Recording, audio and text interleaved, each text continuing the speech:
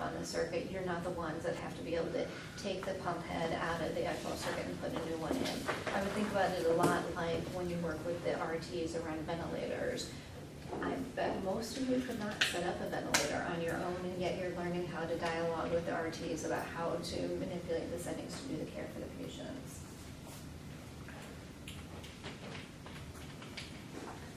So for the next 3 days, as I said, this was 3 days, I put the schedule in front of you. It always gets to be overwhelming when I look at this. We have cut this course back and then expanded it because we said we cut it back too much. But so you'll see that we go back and forth between Rachel and I over the course of the next few days with a few extra people. So what we'll do this morning is, once we finish this introduction, is we'll start talking about the ECMO circuit itself, because I feel like if you guys don't understand the ECMO circuit, trying to understand the physiological principles is impossible to do. And then you guys will get to have a break. And after that, Rachel's going to talk about the principles of gas exchange on the ECMO circuit to finish out the morning, which again I think is really foundational pieces for the rest of it. And then in the afternoon, we'll talk about cannulation and then actually start talking about the differences between VA and VV ECMO. So today is really laying all the basic principles for it. When we launch into tomorrow, which is really more about now the functionality of running it and going through medical management, things that you need to think about outside of ECMO as well as within ECMO, and then starting to do some case examples.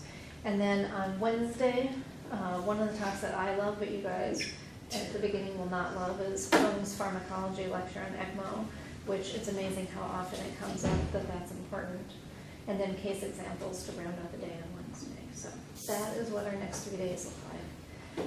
I am not a big person for handouts, just so you know, because I feel like if I give you all the slides that we're showing, then everybody just either reads the slides or takes notes and falls asleep, and as opposed to really paying attention. So what I typically do, so for this morning, I'm trying something new. I didn't do this last year. But for this talk on circuit, I made a basic schematic of an ECMO circuit if you guys want to take notes on anything, because I think that this will be more helpful to you.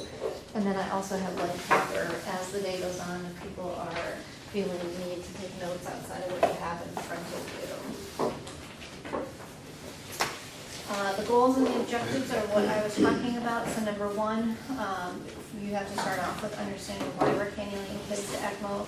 So also you'll see today, this afternoon, and tomorrow morning, we'll talk specifically for neonatology and pediatrics, what the indications for cannulation are. And then understand the physiology, looking at the differences between VA and VV management, and then being able to recognize our ECMO manual of operations. That's the SharePoint site. I would definitely memorize it. Well, you have to memorize it. What I'll do is, from the list that is going around today, this is partly why I want to make sure everybody signs in legibly, is that Kim's going to take that list and add all of you to have access to the SharePoint drive. So by this afternoon, you guys will have access to the SharePoint, which will include these slides. And then I'll send you all an email with this address in it, so you can copy and paste it into your bookmarks. And then, do you know any of these old pictures of Laura's? Well, that's Cindy Atkinson, and I don't know the patient. So these slides, it's interesting, this is the one piece that I was thinking that would be good, that not having Laura here is hard. Laura Klee was the ECMO coordinator here for probably 20 years or thereabouts, until Kim took over as the manager. And her slides, it's interesting because having been here this long, she goes through, and each of these kids, or grown up in this case, are people that were treated with ECMO here. So even though some days... Well, that's on the left is Tanner Shaw, and then on the right is, on the far right on the top, Sadie Kalanick, and then I know the people next to her, but I can't remember, and that's somebody's birthday party. And the ones on the bottom, I could probably read their name tags, but they were at the NICU reunion. So, believe it or not, these patients actually survive and make it through, grow up, and have reasonable lives. So there is a reason, even when you're in the throes of taking care of these patients, and sometimes it feels like there isn't a reason why we're doing it. All right. Questions on any of that? All right, excellent. You guys are already asleep. That's my favorite way to start. All right, where's the ECMO circuit? In the box? Oh, not one on pump? No, I don't want to push Should the I? pump by myself. Oh, that's gonna be hard, all right. And the I other can one's go- connected to the mannequin down there? Let me go see what I can do. By the way, that was a half mile there and back. Oh, let's see, you're I know, getting your right? steps up, it's all So I'm not very gonna push good. that thing by myself for, I'll be right back. Where's Rachel? Oh, she was on last night.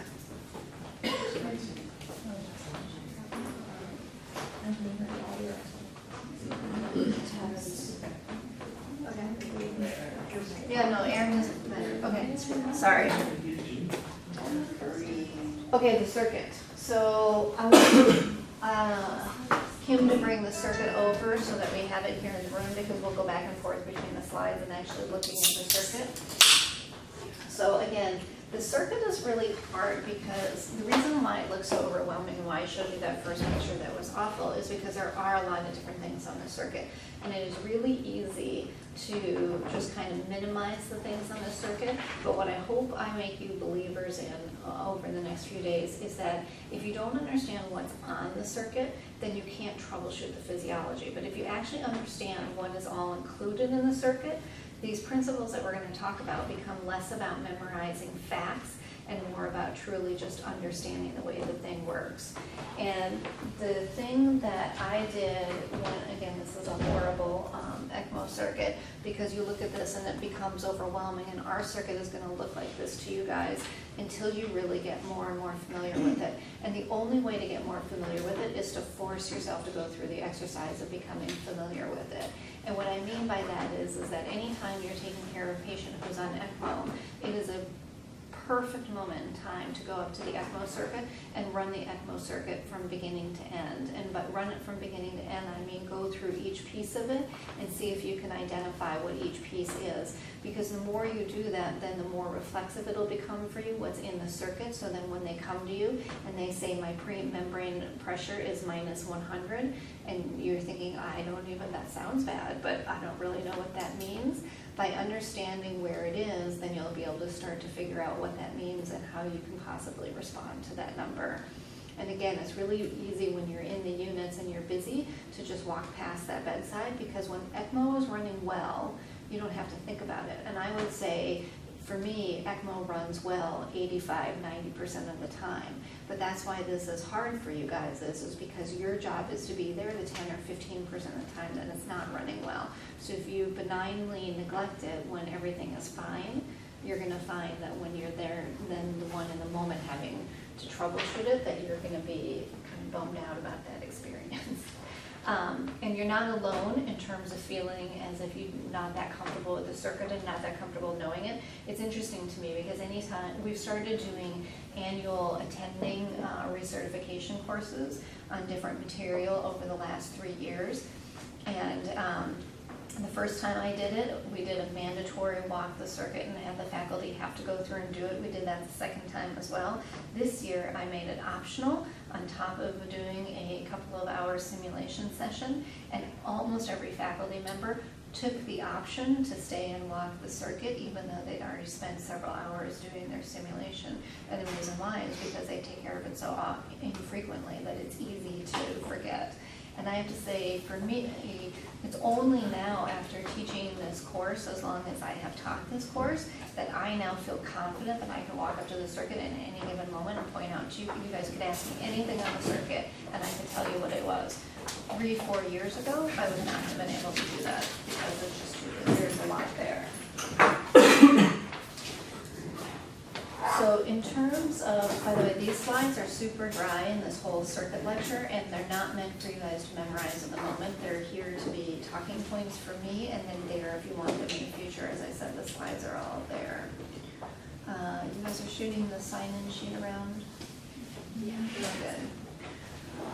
So one of the things that is tricky about ECMO is, besides all the components of it that have problems, is the idea that it's a bioactive surface. And why this is important is because that means it's interacting with your patient.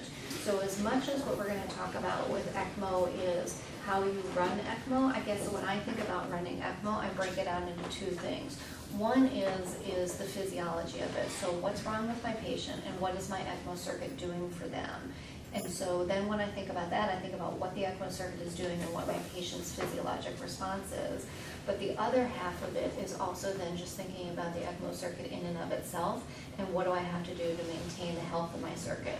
So for example, when it comes to thinking about things like the bioactive surface, what that means is that you have a huge ECMO circuit with mesh plastic and many miles of bioactive surfaces throughout it. Even though it looks like a lot, the oxygenator has even more surface within it that you can't see. And so all that surface becomes things that activate the inflammatory cascade within your patient. And so you can have an inflammatory response when you're changing your ECMO circuits. It also means that the ECMO circuit starts to build up debris within it as it stimulates the system. And that debris can go on to become as extensive as big thrombi that you can see. But even before you can see it, there are things there. And all of that changes the functionality of your circuit.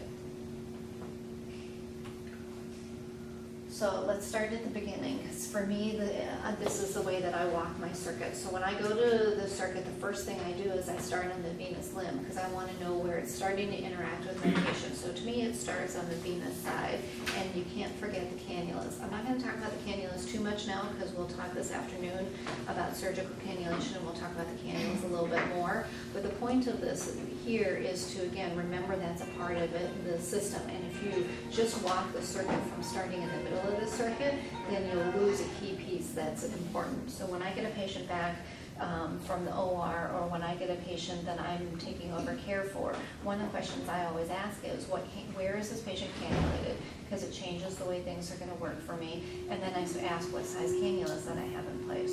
So why does the size of the cannula why is the size of the cannula important? That was the flow rate. Right. Using Purcell's law. Right, exactly. And so everything about ECMO is all about flow. And so remembering Purcell's law as it applies to each different area of the circuit.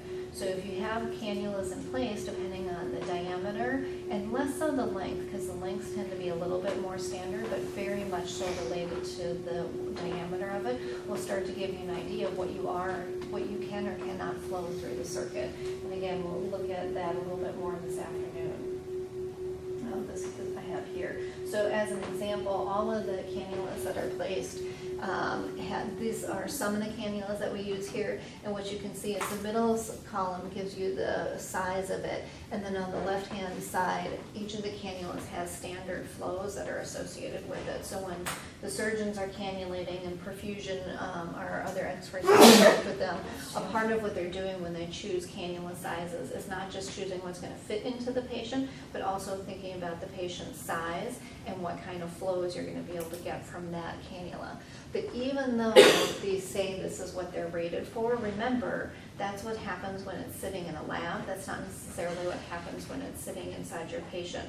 So these are just general norms. And I don't expect none of you, well, except for Kent, right? Yeah.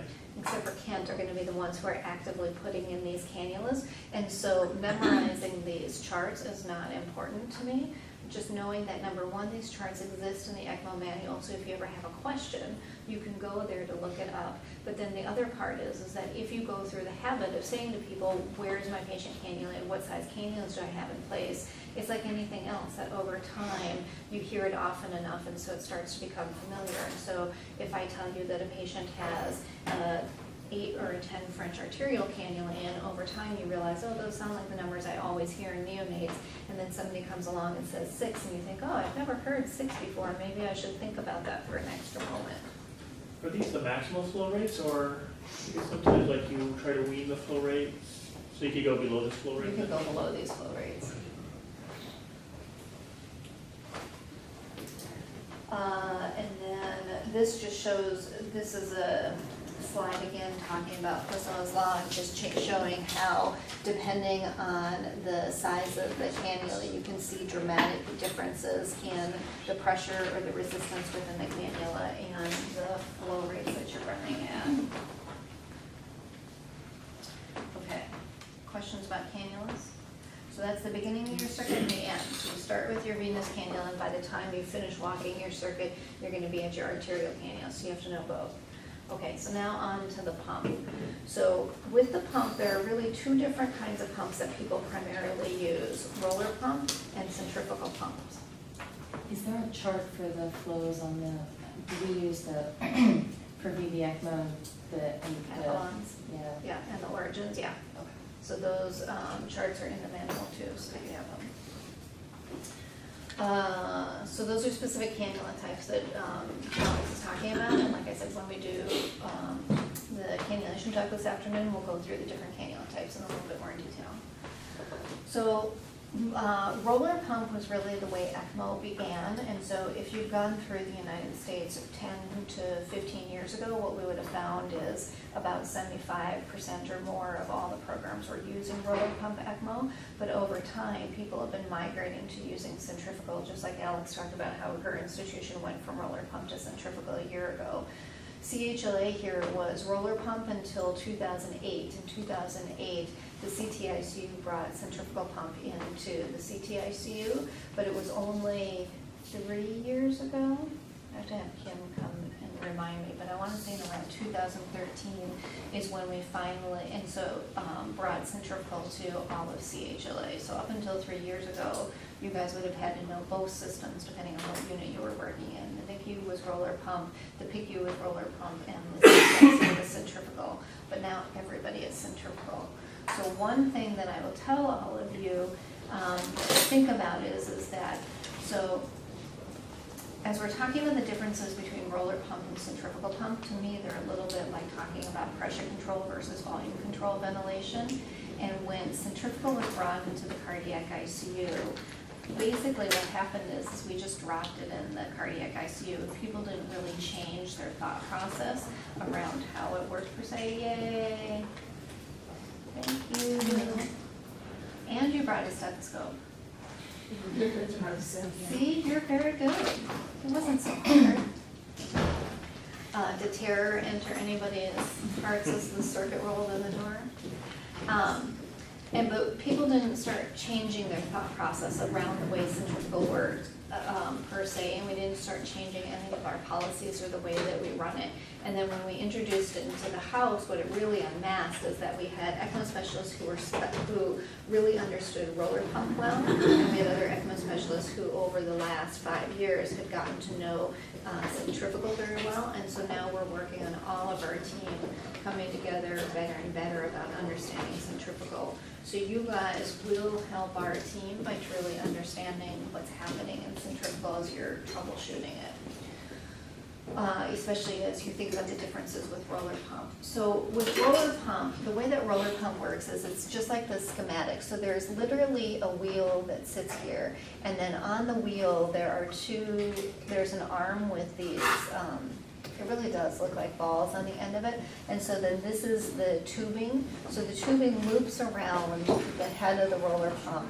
And then as this spins, the mechanical force of this pushing against the plastic tubing is what forces the blood to move forward. So it's what's called positive displacement when you have roller pump. So because you have this very, I guess I think of it as hands-on way in which the roller pump is functioning, what that means is it's able to generate higher pressures. So what you're trying to do is you're trying to influence flow through the circuit, right? And so the way the flow happens depends on how fast this thing is turning around. And so when people talk about RPMs, these are the RPMs. And so again, if you think about this as a ventilator, your RPMs are your pressure control. But what you really want to know is how much tidal volume you're delivering to your patient. How much flow are you delivering? Because it's the flow that is changing the amount of oxygenation that you're delivering and or the cardiac output of your patient, depending on how you're cannulated. So in roller pump, this is a pretty insensitive system, so that as this goes through and generates the flow, it generates a wide range of pressures with it. And so it means it can develop very negative pressures on the end of the system before this, right? Because as you're moving blood forward, everything before the pump is gonna be negative, and everything after the pump is gonna be positive. So you can get inlet pressure, what people call inlet pressure, so going into the pump as low as the negative multiple hundreds, and then on the outside, on the outlet end, you can develop positive pressures of up to a couple of thousand. This is as opposed to what we use here, which is the centrifugal pump, and I have pictures of it, you know, coming up, but just so you guys, when you're looking at your ECMO circuit, can start to see and think about it. So this is our centrifugal pump head right here. So with the centrifugal pump head, you can see, so there's no arms here, right? There's nothing that's going to be touching this and pushing the blood forward. So as opposed to the positive displacement, this is what people call non-positive displacement or a constrained vortex. And so you guys will all be able to start putting your hands on the circuit tomorrow or later on today. But can you see in here how there's this piece that's rotating? So what that piece is on the base of it here is a magnet. And when it sits in the base of this, I just realized we didn't pay attention if it was on or off. It's not. Yes. The magnet's in the pump head. The impeller has iron embedded in it. Yeah, I guess I think about it as both sides of the magnet, but you're right. So Yeah. the magnet is here within the pump head itself, and then iron piece is here, so that as this spins, it spins the metal here, and then that's what makes this impeller spin. So can you imagine, what do you guys think, if you had to guess, is that more or less power than what's generated if you have something manually pushing the blood along? Less power. Less power, right? So what that means is with centrifugal, and again, this is where you have to spend your time thinking about this, is that if there's less power, so any preload changes to that thing is gonna make a bigger difference for it. Any afterload changes, and then any changes within the system itself, which circuit resistance to me is a little bit like preload and afterload, but also the size of that pump is gonna make a very big difference. So this is what the next 3 days are all about, and why spending so much time in learning the circuit, because if it's preload and afterload dependent, and dependent upon the resistance of the circuit, if you don't know what's in that circuit, then you don't know where you can be having problems that's causing your centrifugal pump to flow. So this is a picture of similar, this isn't exactly the pump head we use, but similar. So same thing in the sense that you can see that there's a magnet, this is the pump head itself, and then the base magnet, the magnet within the pump head, and then what people, those arms that are on it, or what people call the impeller. So that as it comes through, it spins, it creates the blood flow through it, spins around, and then comes out the afterload. So the same thing for this one. In that this is where the blood goes in and spins and the blood comes out off the side. So it gets sucked into the vortex and then shot out the backside.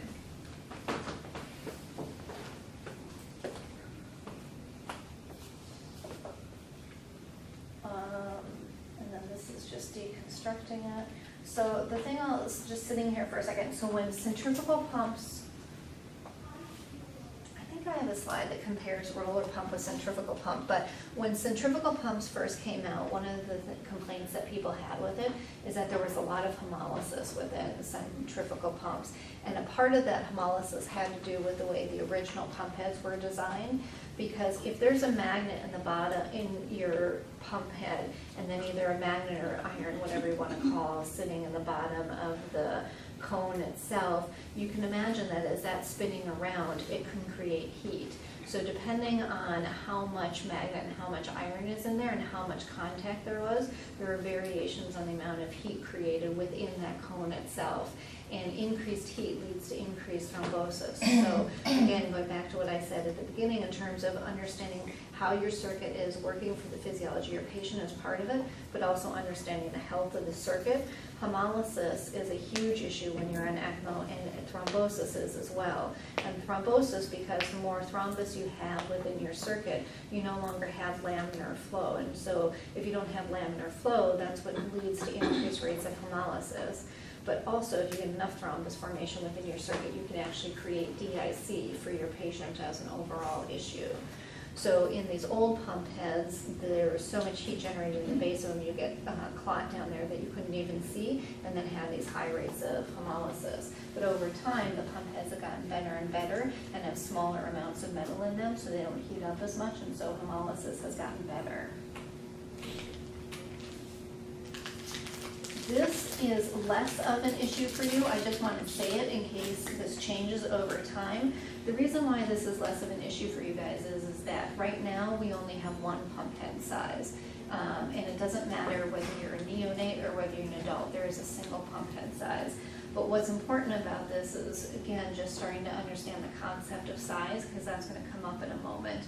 But when you have blood circulating through there, you can imagine that if we had a very large pump head, as the blood is circulating through there, it's going to spend some amount of time in that pump head. And then if you have a smaller pump head, it's going to spend less time in there, right? Bigger volume, smaller volume, and depending on the flow of your circuit, you can really have a big difference in the amount of time it sits in there.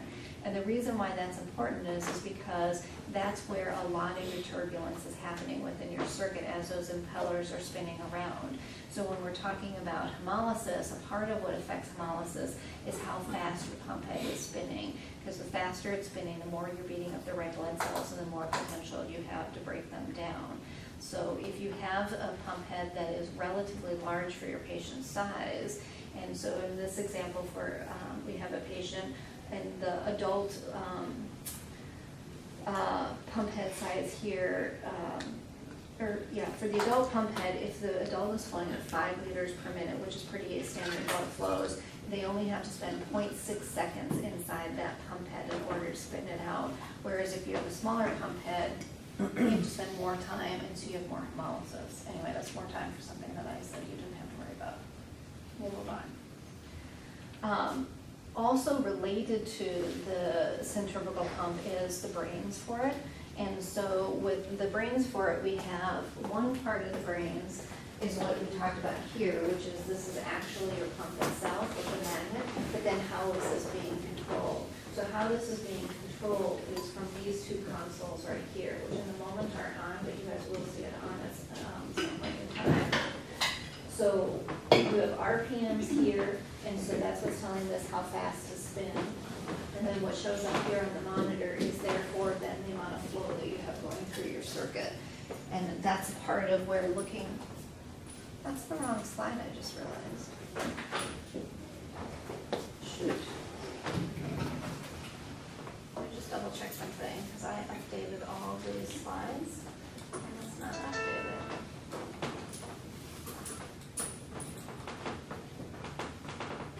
Huh.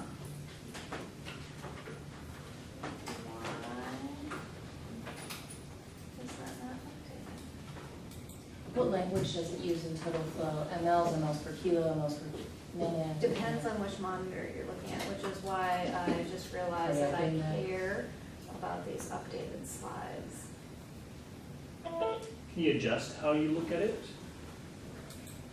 Or each monitor is just set? Each depending on- monitor is set for its own, so, oh, that's So like the frustrating. ventilators, you could switch with a button, Yeah. mils per kilo versus So mils. we actually monitor flow in 3 different points on our ECMO circuit, and that's the slides that were coming after this. Because, again, just like anything else we do for our patients, a part of it is what are you doing, and then a part of it is what is the effect that you're getting out of it. So now that this is up and running, you can even see these impellers here, and actually in a patient that has true blood and not Kool-Aid running through their circuit, you're not going to see the impellers either. But so here is one monitoring system, and this is what is the Sorin monitor or brain for the whole system. So on here, it'll show us the RPMs and the absolute flows in just mils per kilo, or liters per kilo per minute, liters per minute, liters per minute. Kim's done said it, you don't have to look at her back, and you can actually see it.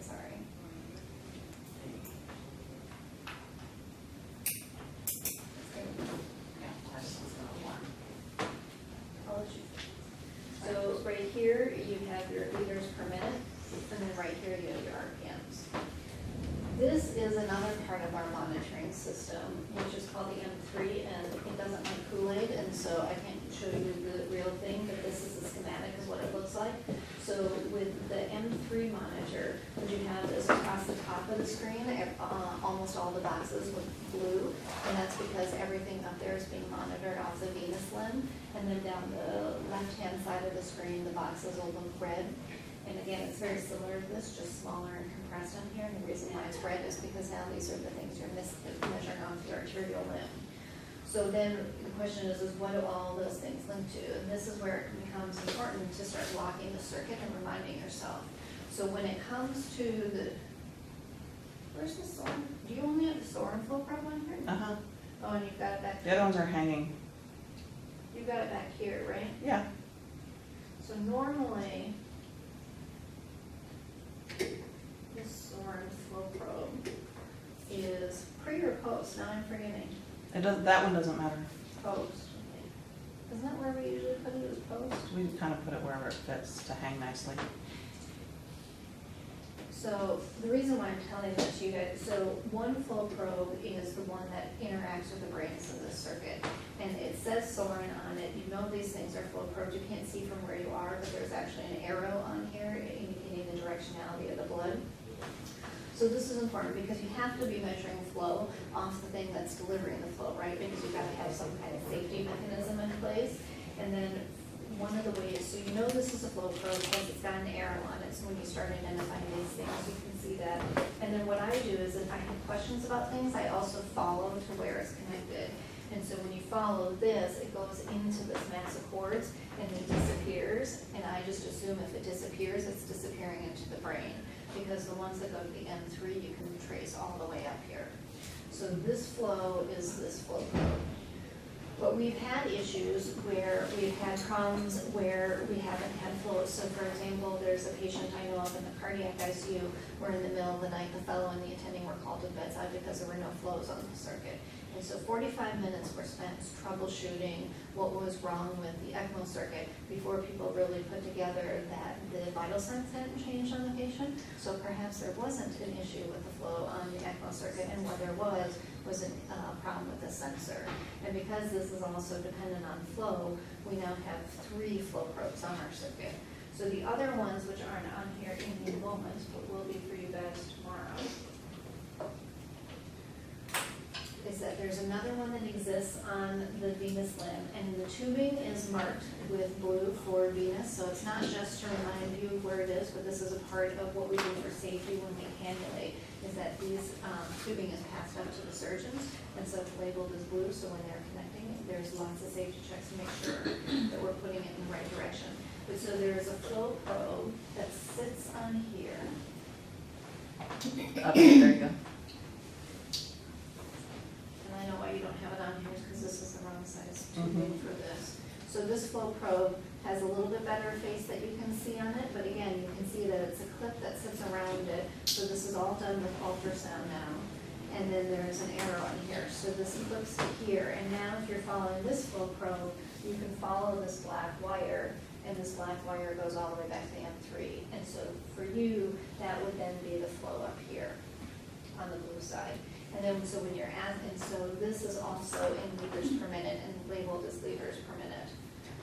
And then I said that we also have stuff on the arterial limb.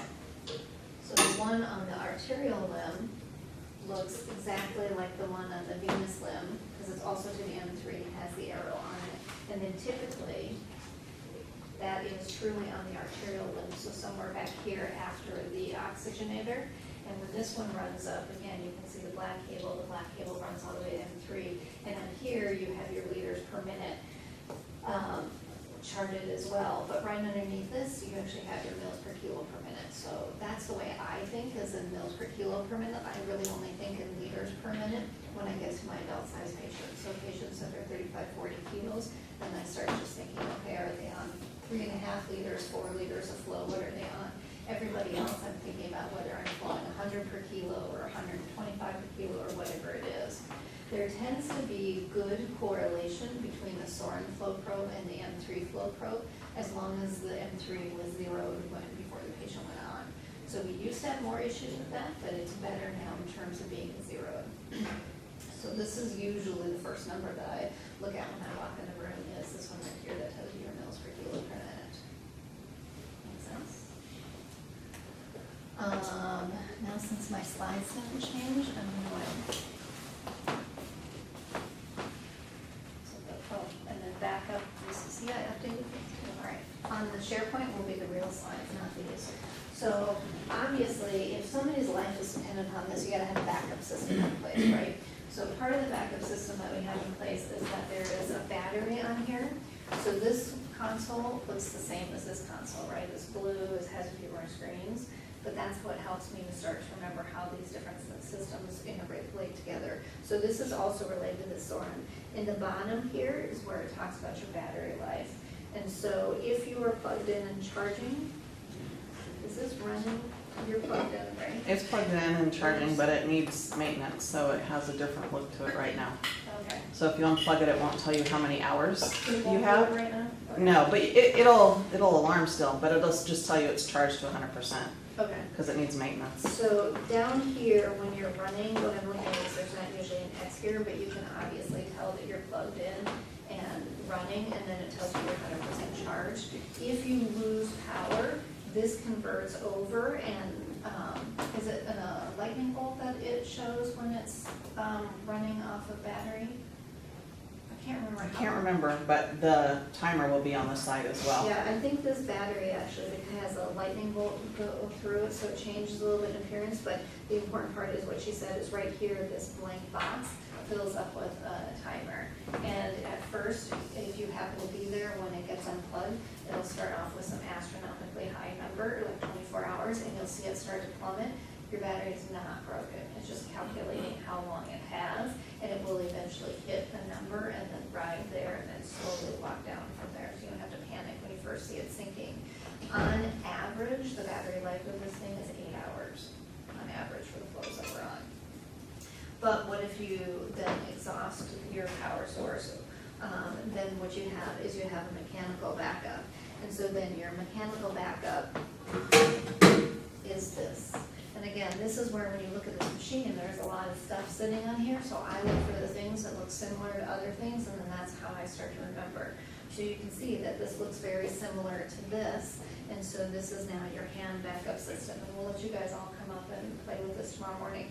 In the morning when I have 8 to 9 walk the circuit, what that means is each morning you guys are gonna come in and you're gonna walk the circuit and have hands on it in the way that I have hands on it right now, and be able to exchange and do the hand cranking.